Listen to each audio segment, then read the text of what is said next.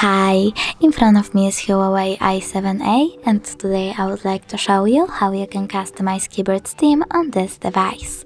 Firstly, open Settings.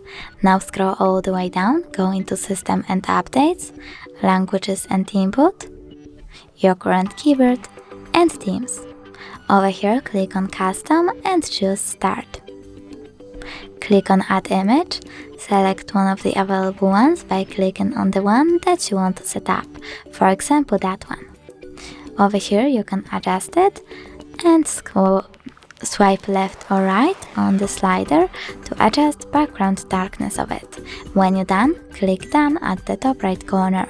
Then you can click on the switchers next to keyboarders and symbols to enable or disable them, and when you're done, click Save at the top right corner again. Now when I go back, I can see the theme of my keyboard was successfully customized. Thanks so much for watching. If you enjoyed this video, don't forget to smash that like button, comment and subscribe. Bye!